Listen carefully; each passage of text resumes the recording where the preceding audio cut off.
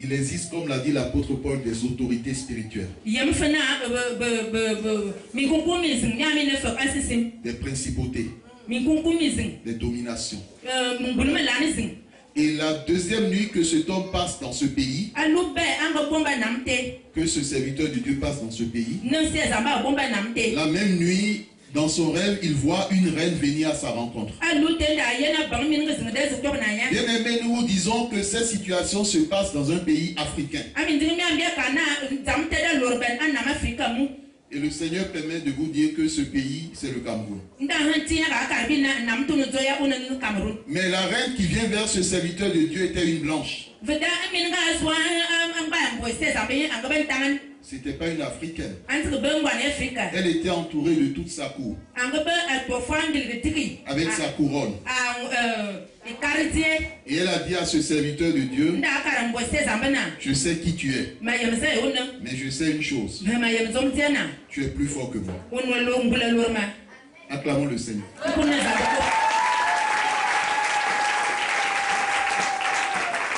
Bien aimé, tu es plus fort que les principautés. Mais quelquefois, nous oublions la puissance que Dieu a déposée dans notre vie. Parce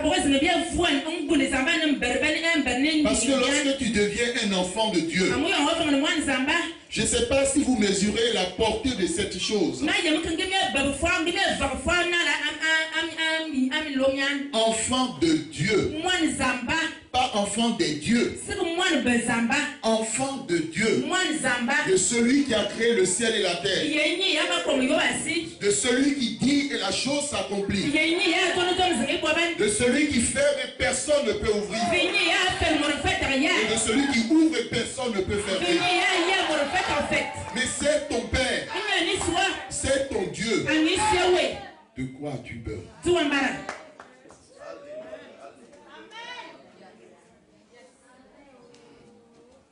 Le serviteur de Dieu, quand cette femme lui a dit qui sait qu'il est plus fort qu'elle, la femme a encore ajouté, si elle est venue le voir, c'est pour nouer une alliance avec lui. Et le serviteur de Dieu lui a répondu, il n'y a pas de lien entre la lumière et les ténèbres. Amen. Bien aimé, il n'y a pas de lien entre la lumière et les ténèbres. Tu ne peux pas être dedans et en même temps dehors. Tu ne peux pas servir Dieu et en même temps le diable. Tu ne peux pas demander au serviteur de Dieu de prier pour toi et en même temps aller consulter les marabouts et les guérisseurs. Là, tu as véritablement un problème. Et c'est ce qu'on appelle une crise de foi. Il n'y a pas de lien entre la lumière et les ténèbres. Si tu t'amuses à donner un bout de ton ongle à Satan, il te prendra tout ton corps. Il te prendra toute ta vie. Et le reste, ce serait des larmes. Mais parce que Dieu t'aime, il te permet de comprendre ces choses. Il ne veut pas que tu sois esclave. Parce que si tu es esclave, tu ne peux pas demeurer dans la maison de ton Dieu. Mais si tu es fille et fils, tu demeureras toujours. Amen. Amen. Et quand le serviteur de Dieu a refusé, les semaines qui ont suivi, c'était des combats. Mais grâce soit rendue à Dieu, Jésus-Christ s'est glorifié. Nous avons parlé de cet élève qu'on a rendu malentendant et dont on a volé le cerveau. Bien aimé, il y a aussi la situation d'une sœur en Christ qui avait des difficultés à trouver un mari. Simplement, Parce que le problème venait de la maison de son père. Parce que son père s'est marié avec elle. Et tant que son père était marié avec elle, elle ne pourrait pas se marier. Lorsqu'une sœur en Christ présente un homme à son père, et son père dit lui ne veut pas entendre parler de mariage, c'est que ce père se reproche quelque chose. Surtout si ce père n'est pas un enfant de Dieu, et surtout s'il n'y a pas de raison de refuser, surtout que la fille est déjà en âge de se marier.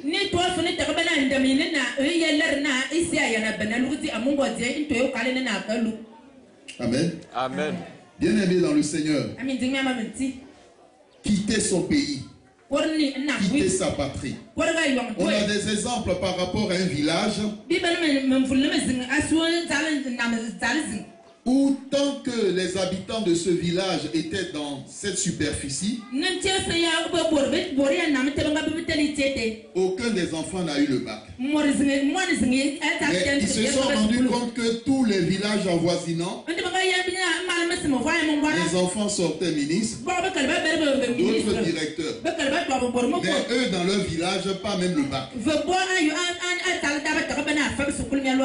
Alors les sages de ce village se sont retrouvés. Ils se sont dit ce n'est pas normal. Bien aimé, si les hommes de ce monde voient certaines choses et se disent cela n'est pas normal, à plus forte raison, toi un enfant de Dieu, quand les choses qui se passent dans ta vie ne sont pas conformes à Dieu, tu dois te dire cela n'est pas normal. Tu dois te réveiller. Tu dois te réveiller. Tu dois te réveiller. Tu dois te lever. Et tu dois combattre avec ton Dieu. Ils se sont déplacés, ils ont décidé de quitter cet endroit. Et ils ont construit le village dans une autre superficie. Quand ils se sont installés dans le nouvel emplacement, des années après, il y a eu des ministres. Parmi les enfants qui ont les générations futures, il y a eu des directeurs. Plusieurs enfants avaient le bac. Ce qui veut dire que là où ils étaient, cela a été placé sous la malédiction. Et tant qu'ils restaient là, rien ne pouvait se passer dans la vie de leurs enfants. Bien aimés dans le Seigneur, lorsque nous sortons du monde, le Seigneur nous enseigne ce matin que nous devons aussi sortir de la maison de notre Père. Tout comme il a dit à Abraham, sors de la maison de ton Père. On entend souvent des chrétiens ou des chrétiens dire, depuis que j'ai reçu Jésus-Christ, rien ne marche dans ma vie. Pourtant, je marche dans la crainte de Dieu. Mais j'ai des problèmes sur le plan matrimonial. J'ai du mal à trouver un mari. J'ai du mal à trouver une femme. J'ai des problèmes financiers.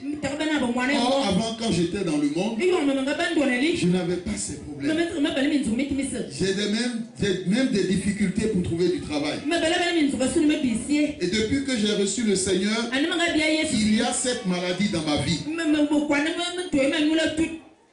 Et le Seigneur s'adresse à une sœur en Christ présente ce matin. Ton Dieu veut t'expliquer ceci. Tout simplement, lorsque tu as décidé de rompre avec les idoles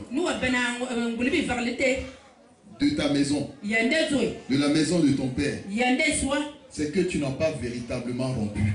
C'est-à-dire,